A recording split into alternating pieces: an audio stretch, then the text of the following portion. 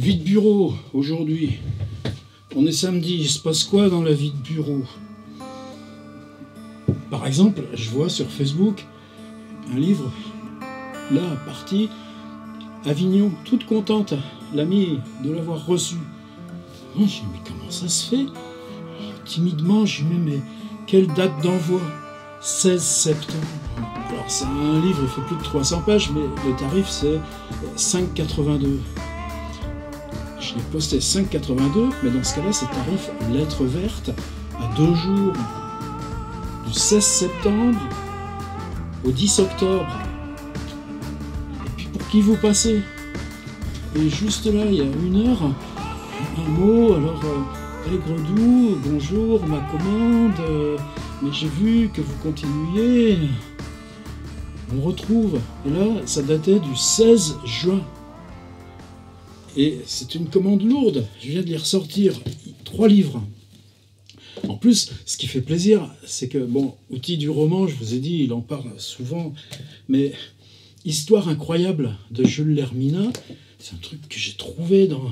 Enfin, pour moi, c'est un vieux trésor. Je suis très attaché au fantastique de ce gars, Lermina. Mais franchement, c'est pas souvent des gens qui me demandent ce recueil. J'en ai un autre livre, là, 2 fois morte. Mais je suis content d'avoir fait ce boulot, tout corrigé. Et puis, Gustave Geffroy, vous savez, c'est lui qui a fait la grande biographie de Blanqui, L'Enfermé. C'est comme ça que j'ai découvert Gustave Geffroy. Après, j'ai découvert son boulot sur Mérion, sa proximité avec les textes de Baudelaire. Et dans les textes de Geffroy, il y a cette chose incroyable, c'est un recueil de prose, peut-être vers 1906-1910 par là. Et c'est uniquement sur des objets. On est presque du Ponge avant l'heure. Et puis les métiers, les rues de Paris, des trajets. Et dans ces fragments, il y en a un sur l'intérieur des pharmacies. Alors j'ai pris une phrase. Il y a encore à voir dans les pharmacies. Eh bien, la gentillesse de ce monsieur en région parisienne qui me disait, alors peut-être j'ai pensé qu'avec le confinement, vous aviez arrêté les ventes de livres. Mais non, je l'avais envoyé. Simplement, il faudrait qu'on bascule vers des opérateurs privés. Quand vous envoyez en région parisienne, il y en a 1 sur 10 qui disparaît. Alors, je lui dis, évidemment, 1, je le rembourse. 2, lundi, je refais l'envoi. Puis 3, je lui dis, mais pourquoi avoir autant tardé à dire, et alors, j'ai payé, pourquoi ils n'arrivent pas, mes livres? Bon, ça, c'est le paradoxe, parce que, évidemment, on se prive de la force de frappe, sinon, vous donnez à l'éditeur. L'éditeur, il a un distributeur, des trucs, les libraires, etc. Il faut s'en occuper soi-même, c'est pas bon, c'est pas forcément une vocation, pour dire au plus simple. Mais dans cet artisanat, moi je veux bien le faire, cet artisanat. Ma grand-mère, elle se levait à 4h du mat, tirer la pompe à essence 2 temps, à bras, pour les gars qui allaient travailler dans les champs avec leur mobilette. On ne déroge pas pour autant, pour faire... C'est ma conception. Voilà. Ça me permettait de vous dire qu'il y a toujours Lermina. Et qu'est-ce que je suis confus avec ce monsieur. Alors, je vais en rajouter un, mais qu'il ait pu penser que... bon, j'ai pris l'argent. Autre chose. Ah, ça va être notre thème du jour. Je viens de le recevoir. Recycle le livre. Je peux juste... Avant, il mettait toujours des photos. Et il y avait un marque-page. Et dans le marque-page, c'était génial parce que c'est une entreprise sociale, Recycle le livre. La photo d'avant, elle est là, vous la voyez pas, mais... Donc on voyait la tête des gens qui ont fait ce paquet. C'est la même chose d'ailleurs, Recycle le livre. Qu'est-ce que j'ai commandé? Enrique Villamatas, je ne connaissais que ça. Ça s'appelle Abrégé d'histoire de la littérature portative. Et c'est la marque de ce gars. Ce gars, il est un peu plus vieux que moi. Il est né en 48. C'est un peu comme Bergogneau, Pierre Michon, Valère Novarina, Jean Richnos, d'ailleurs même doit être aussi de... Bon... En tout cas, moi, je considère que c'est ma génération. Il est né à Barcelone et là-bas, il a commencé dans la vie en faisant des critique de films dans les revues de cinéma. Et de là, sa spécialité, tout simplement aussi parce qu'il voulait se faire payer un peu plus, il inventait les films dont il parlait. Il a fini par venir à Paris. Et là, je n'ai pas le détail de l'histoire, mais ça me paraît être déjà une histoire qu'il a écrite. C'est Marguerite Duras qui lui prête une chambre, qui lui loue une chambre de bonne juste au-dessus de son appartement. Et pendant 2 ans, à Paris, il vit juste au-dessus de chez Marguerite. Alors, est-ce qu'il avait pris contact avec elle en tant que critique cinéma? Peut-être. Mais c'est comme ça, c'est ce qui donne l'élan à son travail. C'est-à-dire que là, les 2 narrateurs, c'est Marcel Duchamp et Picabia. Mais vous avez aussi Walter Benjamin qui vient passer là-dedans, puisque le thème, c'est ce qu'on peut miniaturiser, comme la valise de Duchamp, par exemple. J'étais content même, parce que j'arrivais plus à le retrouver, ce truc. C'est dans les lettres de Gershom Scholem et Walter Benjamin. Scholem qui dit que Benjamin l'amène au musée de Cluny, qui doit être fermé en ce moment pour travaux, parce qu'on y expose 2 petits grains de blé, et sur ces grains de blé, quelqu'un a gravé un extrait de la Torah. Voilà, ça c'est Benjamin. Pour moi, c'était ça. Enrique Villamatas. Alors vous suivez peut-être pas notre atelier d'écriture, mais dans cet atelier d'écriture, j'ai un autre souvenir. C'est compliqué mes histoires, mais suivez, vous allez voir. C'est pas compliqué tant que ça. J'avais souvenir dans les années 80, et là j'en appelle à la communauté du web, parce que j'ai toujours pas retrouvé ça. Un livre qui était paru, c'était un gros bouquin, pour moi ça pouvait être lié à Digraph ou la collection Textes de Flammarion, mais je pense pas que c'était chez eux non plus. Mais en tout cas c'était dans le contexte. Le livre était blanc, et simplement en bas de chaque page, il y avait une ou plusieurs notes de bas de page, quelquefois assez longues, les notes de bas de page. C'est-à-dire que vous lisiez une note de bas de page d'un livre invisible, qui n'existe que pour celui qui rédige les notes de bas de page. C'était une réflexion sur le roman fascinante. J'ai jamais réussi à retrouver dans ma tête, même en naviguant là-dedans tant que j'ai pu, qui avait écrit ce roman. J'ai un vague écho. Il y a quelqu'un dont j'estime beaucoup l'écriture qui s'appelle Cécile Vachbrot, que le nom du gars qui avait écrit ce livre, c'est pas Cécile, c'était un nom proche du sien. J'en suis là. Je suis toujours sur cette piste. Donc on échangeait là-dessus avec les gens de l'atelier, et une amie aussi, Nathalie, qui dit « Ouais, mais tu vas regarder du côté de Enrique Villamatas ?» Et moi, Bartleby et compagnie. Or, Bartleby, il est un peu obsédant dans nos affaires en ce moment, y compris la précédente séance d'atelier où je vais proposer qu'on travaille sur des personnages qu'on pouvait construire sans empathie. Ça me venait toujours du creative writing US. C'est-à-dire on écrit parce qu'on a de l'empathie. Ouais, si tu enlèves l'empathie, comment tu le construis, le personnage? Et là, donc on avait parlé beaucoup de Bartleby à cette occasion. Et effectivement, le livre de Enrique Villamatas, Bartleby et compagnie, il est sur ce thème-là. Donc c'est que des notes de bas de page. Alors lui, il n'y a pas du blanc et des notes, c'est une suite numérotée de notes de bas de page, 45.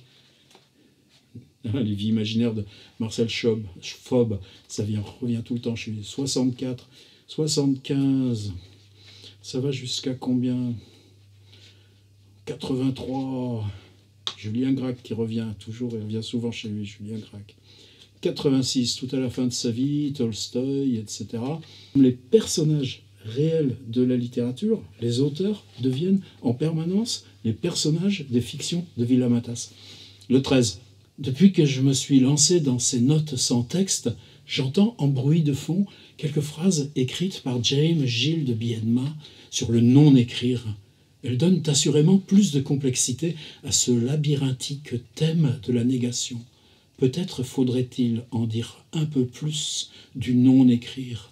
Beaucoup me le demandent, et moi-même je me le demande. Donc une réflexion sur le ne pas écrire. Alors effectivement, ce livre, il me le fallait.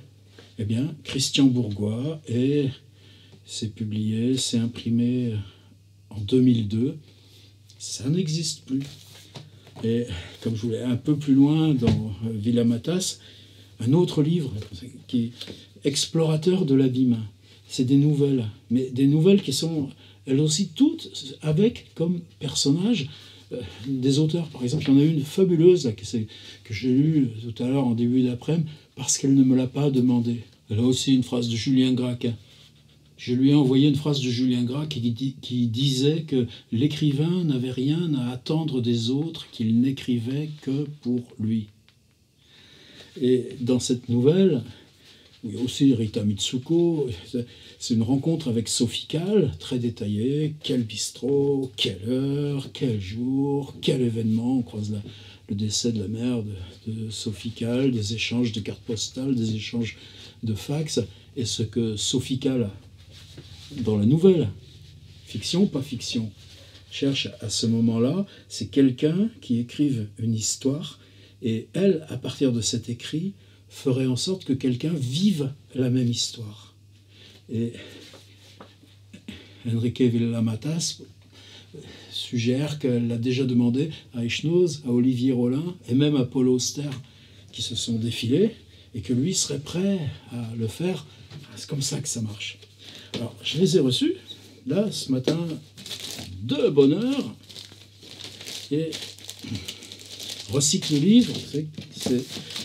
L'an dernier, par exemple, j'avais retiré du commerce, j'avais cherché tout ce qu'il y avait d'occasion sur ce livre, Dans la ville invisible, que j'ai publié chez Gallimard autrefois. Et j'en avais fait des vidéos parce que chaque fois, c'était des livres de bibliothèque. C'est que les bibliothèques, marché public, ne peuvent pas revendre d'occasion leurs livres. Mais Recycle le livre, en tant qu'entreprise sociale, il y a une dérogation, et donc ils peuvent aspirer tout ce désherbage, ce gaspillage de désherbage des bibliothèques, et du coup ça devient une réserve formidable pour les livres que leurs éditeurs ont laissé tomber. Je fais ça aussi pour ce livre Chez Minuit des Corps-Ciment. Ça c'est le passé, mais j'en ai toujours plusieurs, là, ils me servent à garder mes piles de livres en bon état. Ça c'est juste pour Recycle le livre, parce que, même chose, ces deux bouquins qui m'arrivent,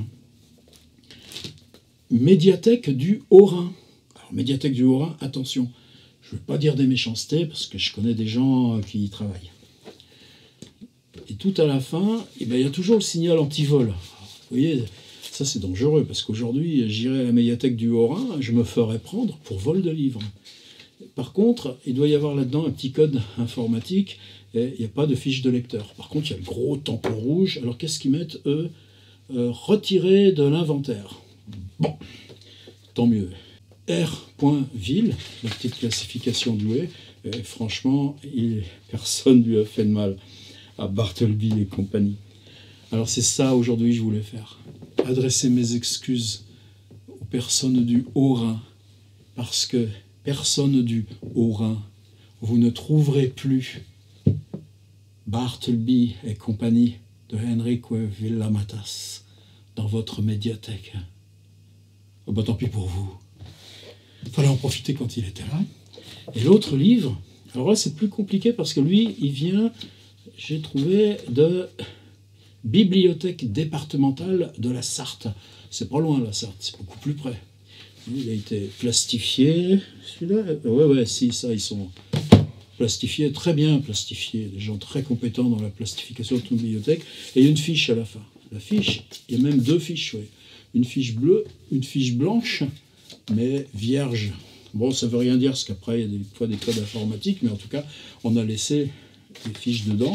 Et dans la Sarthe, personne n'a jamais voulu lire Enrique Villa-Matas, explorateur de l'abîme. Alors attention, parce que vous voyez ce qu'ils ont fait les bibliothécaires, ils ont mis leur code barre, rayé d'un gros trait de feutre, puisque le désherbage, il y a un cachet. Non, il n'y a pas de cachet. Bibliothèque départementale de la Sarthe, Conseil général de la Sarthe. Il y a des petits tampons ici. Mais là, ils ont mis le code barre en plein sur le titre. Ça veut dire que vous venez à la bibliothèque, vous cherchez le truc, Enrique Villa-Matas, mais il n'y a pas le titre.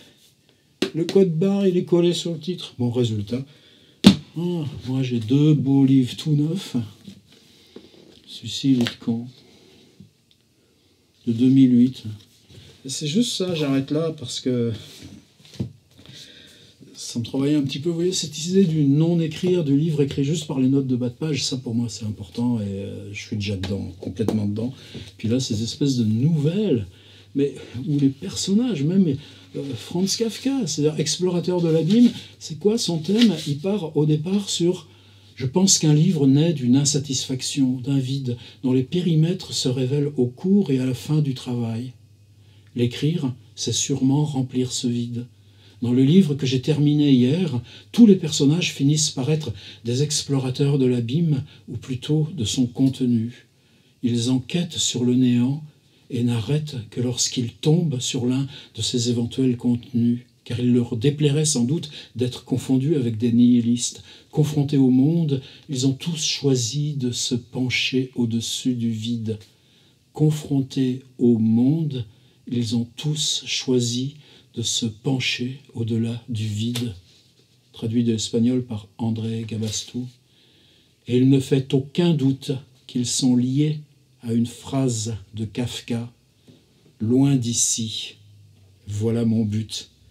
Vous comprenez que ces 10 lignes d'introduction, ce soit très dissuasif quand on est dans la Sarthe. Mais c'est ça qui me mâche en même temps. Alors merci Recycle Livre, parce que franchement, tu les as les bouquins pour 3 €, 2 €, 5 €. Tu as même la possibilité de leur envoyer gratuitement tes vieux livres.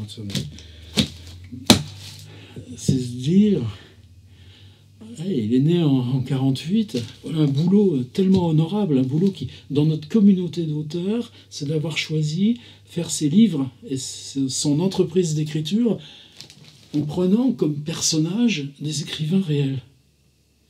Et on emmène ça comme réflexion sur la littérature, mais réflexion à double degré. Alors évidemment, on ferait tous ça, ce serait pas possible. Mais lui, il le fait vraiment. Et ceux de ma génération, l'impression qu'on peut avoir, c'est-à-dire, ça c'est des livres parus 88, 95, lui 2000, 2008, et puis tout d'un coup tu as l'impression que, hop, le monde continue, mais toi c'est ta vie, ces livres, mais ça reste sur le côté, C'est peut-être ça, je crois, là, depuis 2 jours, je m'insère une phrase d'André Markovix, qui est plus jeune que moi, André, mais bon, je pense qu'on est frères sur ces choses-là. Il dit, on arrive à un âge où il est temps de... Je sais même plus son verbe.